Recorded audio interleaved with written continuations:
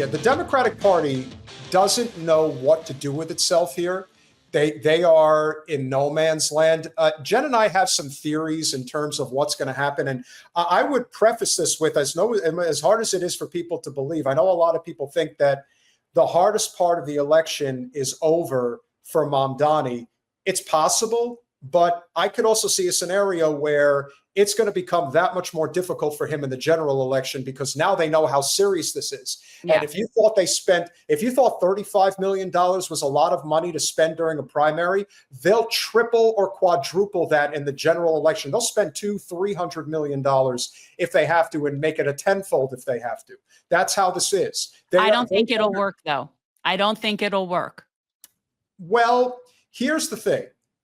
And here's where you have to, and we'll stop and play, but you guys will understand this because the supposed leader of the Democratic Party, Hakeem Jeffries, had this to say regarding Zohran Mamdani. Start with the big news, Leader Jeffries, out of your hometown. Mamdani won a big victory. Have you endorsed him yet? I have not. We had a conversation on Wednesday morning. Where I congratulated him on the campaign that he ran, a campaign that clearly was relentlessly focused on the high cost of living in New York City and the economy. But that's not good enough for an endorsement. See, for the Democrat, for the person who just won your party's nomination, you're still not going to endorse him. No. Right. Ladies and gentlemen, in case you're wondering, I don't have to pull the graphic, but I'm sure most of you are familiar with Track AIPAC. Hakeem Jeffries has taken, I believe, over $1.8 million in contributions from the Israel lobby. Now, yeah, he's bad. He's like way up there on the horror meter. Now, we've had some other guests on our show who have some very choice words for Mr. Jeffries that we and that's the thing, is that we are, unfortunately, Peter and I, given earlier subject discussion of whiteness, are really not in the position that we would need to be in to properly go after this person. And so I refrain from doing so. But needless to say, I would refer people to like Sabby, I'm sure will do a good job. Tim Black will do a really good job. You know, there's people that will call spades spades. Continue. He outworked, he out-communicated, and he out-organized the opposition. And that's clearly why he was successful. So what's holding you back from endorsing him right now? Well, we don't really know each other well. Our districts don't overlap. I have never had a subsidy. In case anybody's wondering. You're a fool. This man is a fool. You are making a fool of yourself, sir. So I've got a little bit of a caveat here that a lot of you guys might not be aware of, but I'm sure you're going to love this one. So, as you know, especially with corporate Democrats, how do you know that they're lying, Jen? Their lips are moving. Hakeem Jeffries and Zohran Mamdani's districts do, in fact, overlap. Hakeem Jeffries is a representative of New York City, predominantly, I believe, Southern Manhattan as well as Brooklyn. I believe that's where his district covers. If you guys want to correct me if I'm wrong, but I'm pretty sure that that's what he covers. Zohran won 68% of the vote of the areas that are covered in Hakeem Jeffries' district. So he's literally lying. In a big way. Right. So this is something, obviously, I didn't know that the districts do overlap. So he is actually lying by saying that there's no overlap. And he's also lying when he says he doesn't really know him. No chance in hell. Zohran is a sitting assembly person who is in this man's district. There is no chance in hell that he's not very familiar with him and what he represents. So I'm sorry. Like this is just, this man is making a fool of himself just further. And the fact that he's willing to do it for like the powers that be is uber gross. Much like the clip that we dropped earlier about Congressman Andy Ogles down in Tennessee, the GOP are much more overt in their Muslim bigotry. Whereas somebody like Hakeem Jeffries and the Dems, they tend to be more introverted about their bigotry. They try to hide it and placate to this idea of, no, it's not really this. Oh, it's really something else. But to Zohran's credit, he has backed the leader of the Democratic Party into a corner. He can't get out of it. No, And it's beautiful. He's not going to be able to get out of it. No, he looks like an idiot. Okay, so now what he's wanting us to believe is that this person who is the head of our congressional Democratic Party, who represents a district that has this person in their district as a sitting assembly person, and he's actually coming on here and saying that he doesn't know him well enough to endorse him, even though he just won his party's primary. You can't make this shit up. And it's only going to get worse, because remember, guys, these are the dog days of summer. You wait until we get to late September, early October, where the campaign kicks into high gear. I am still of the belief, and I think, Jen, you would be of the belief as well, that when push ultimately comes to shove, Hakeem Jeffries is going to support Eric Adams. That's absolutely. Absolutely, 1,000%. They are all of these people. Anybody who takes money from AIPAC, first of all, and anybody who's a Democrat but has not endorsed Zohran, every single one of those people will be supporting every other candidate against him, be them Republican, fascist, whatever they are. They won't care. We know that. It's not even, they won't, in fact, they probably won't even hide it. They'll literally be working with a PAC and fundraising for PACs. And if you follow the strings, that will be supporting whoever the Republican is and or Eric Adams or whoever they're supporting. Yes. Well, let's not forget also that the other aspect that does play a huge role in New York City politics that I do think is going to be a huge roadblock for Zohran is that Jeffries and the Democratic Party leadership are going to get all of the unions in line to back Adams. That's going to be a huge problem. Well, I think there will be a couple of exceptions. I think there is a chance for a couple of exceptions, but yeah, unfortunately, for the most part, people like this asshat will call their union contacts, and everybody will fall in line with whoever they tell them to fall in line with. Well, they'll stay out of it and won't endorse anybody. And that would be bad too. But think about it. So many of them got behind Cuomo during the primary. Now that you're past the primary, why would it be a stretch? Even though he is running as an independent, he's still the incumbent mayor who was a Democrat. Right. That's what I mean. He'll get them in line. They will fall in line. Absolutely. And maybe that's part of the reason why he did it. But keep in mind, the biggest reason why Eric Adams dropped out of the primary is because he was polling so terribly, because he had competition, and he's also dealing with scandal. But think about it. It's so much different, guys. Everyone was like, Eric Adams is polling at 11%. Well, now all of Cuomo's support is going to be manufactured over to Adams. All of the other party support, like the sellouts like Jessica Ramos, is going to line up behind Eric Adams. Again, this is all about big city hall politics. If you've never seen the movie City Hall with Danny Aiello and Al Pacino, and John Cusack, that is a movie to go back and take a look at to understand. And this is 30 years ago, but it's still very relevant. That movie really gives you an insight as to how big city politics works. It's a very good movie. And so this is no different. They are going to protect corporate special interests at the risk of completely decimating the party in a city like New York. That's a fact. That's how this is. Conversation with him, and so nothing. Just lying. People, and so this is one of those situations where, let's say hypothetically that's true, that he doesn't really know him. Well, then he's a pretty suck-ass congressperson. I don't know a congressperson that doesn't know the state reps in their district and know them well and go to events with them and know exactly what they do at the state level. So if he's actually doesn't know him, that's pretty incompetent. That's weird. And forgive me for my crude language, but I can't help myself. Eric Swallowswell is another congressperson who decided that he was going to go on television and state his case as to why he cannot support Zohran Mamdani and endorse him for the mayor's seat in New York City. Stylistically, and I'm not a socialist, and I. Oh, but here's the thing. Keep in mind, I'm not a socialist. That's very important.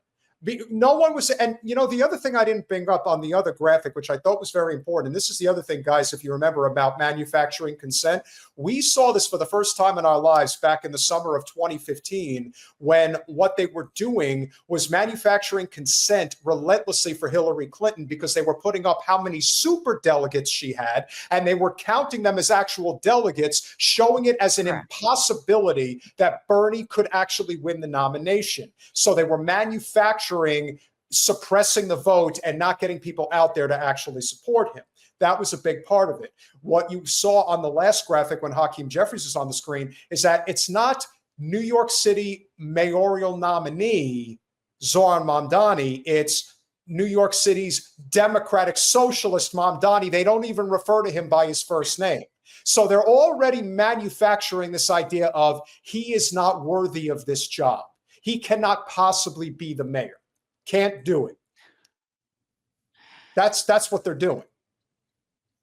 I don't associate myself with what he has said bigotry. about. Hang on. Stylistically, and I'm not a socialist, and I don't associate myself with what he has said about the Jewish people. What has he said about the Jewish people? I haven't heard anything. This question keeps coming up. What has he said about the Jewish people?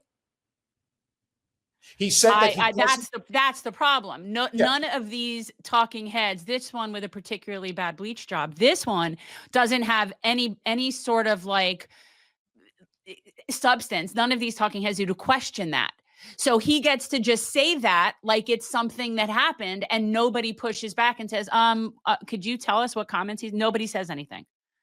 And that is a great point. Why do we care what Andy Ogles from Tennessee has to say about the mayor of New York City? Honestly, little Andy? Yeah, little Andy? Exactly. The only people that actually matter is the representatives of New York City. As we said, kudos to Alex for coming out in support of Zohran. It was extremely politically calculating, but it still helps. Our friend Gustavo Rivera, the state senator from the Bronx, he was with Zohran from day one. Kudos to him. I also want to say, we're not being told about, but yet I know about a very sizable Jews for Mamdani group. He had a lot of Jewish supporters supporting him. And so somebody like this douche, like Swalwell, going on here and acting like somehow he's outraged on behalf of the Jewish people, it's tokenism, and it actually is kind of anti-Semitic. Why would you say that? You're acting to have what about all the Jewish people that live in his district that have been canvassing for him and want him to be their mayor? You think you know better than those Jewish people? Well, I don't. That to me is anti-Jewish to do. Well, I also don't have the. Yeah, I mean, I don't have the numbers handy right now, but I can assure you that the numbers are absolutely staggering in regards to not just how well received somebody like Zohran is, but the negativity that is being thrown back at the Democratic Party now. Like I said, I don't need Zohran to get elected and do anything. He's already won. He doesn't even need to win the mayor's seat. He has created such a stir with the support from the Israel lobby. He has completely exposed how the Israel lobby has corporate captured both parties, period. Well, they're basically Barbara Streisand affecting him completely. They're taking somebody and making him into a superstar based on how they're treating him and keeping it front and center what their bigotry really looks like. So everybody's getting to see that. Again, I appreciate it. And by the way, the reason that people like this douche come out and put themselves in this is because they're thinking about what they're running for next. Yes. That's the only reason that this piece of shit is getting involved in the New York mayoral race. Who cares what he thinks, right? Yeah, and these are people that need to get on the national radar. And keep in mind, one of the reasons why Swallowswell does something like this is because he had the audacity to run for president back in 2020 like an idiot.